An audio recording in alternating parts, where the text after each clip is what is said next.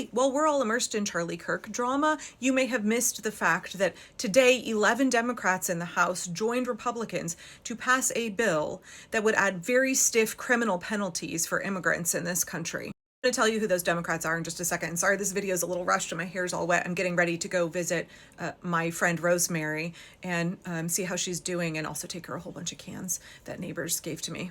I needed to take 5 minutes and talk about this because I'm really angry. So today, 11 Democrats joined Republicans in a 226 to 197 vote to pass a new tough on immigration bill that Donald Trump was pushing.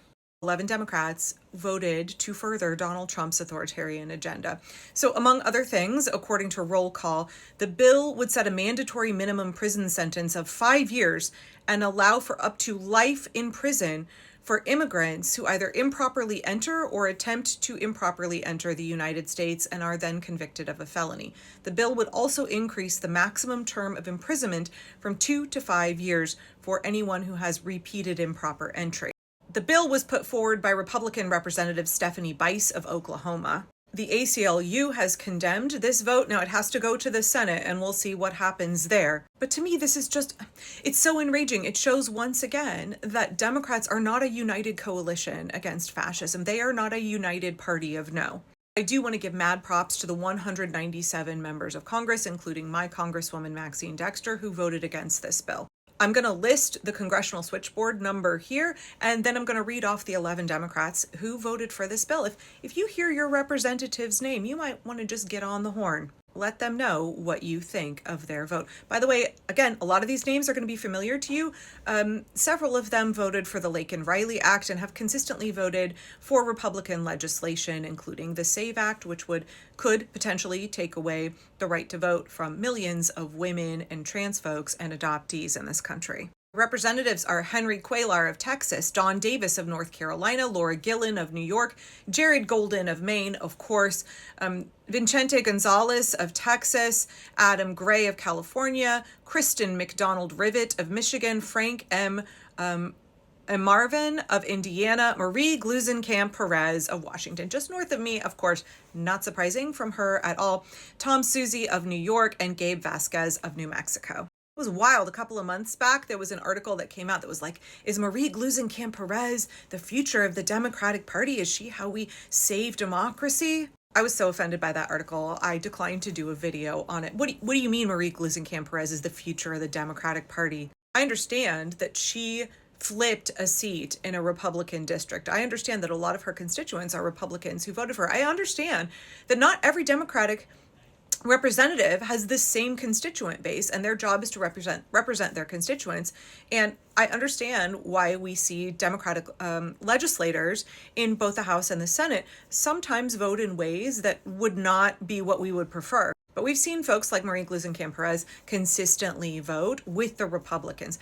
This is not politics as usual, right? We are facing an authoritarian takeover. And when you vote for Donald Trump's immigration agenda, by the way, this bill will make it far more expensive to handle immigration in this country. This is just going to funnel a shit ton of money into those private corporations that put immigrants in prison. Why do we need to put immigrants in prison for life?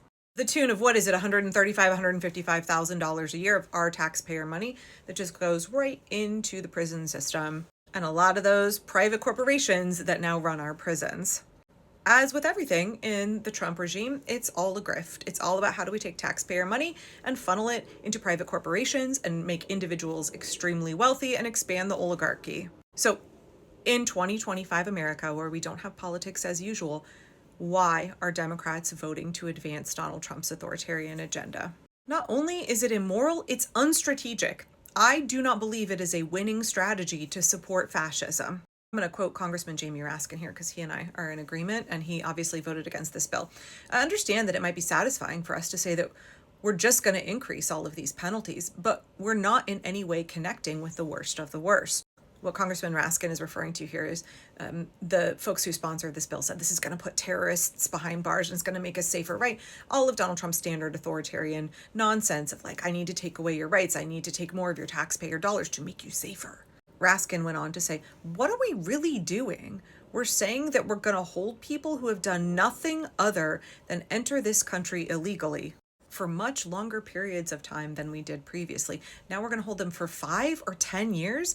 And again, we see this as very wasteful in terms of public tax dollars. This is a grift to send more and more of our tax dollars into the private for-profit prison system. I'm incredibly disappointed that we still see this same group of 10 to 12 Democrats consistently voting with the Republicans, consistently voting to undermine the rule of law, consistently voting to undermine our democracy, to betray the American people and assist Donald Trump in his authoritarian agenda. If any one of these folks is your elected representative, I encourage you to get on the horn. I encourage you to organize in your local community. And with that, I got to go visit my friend, and I'll be back soon.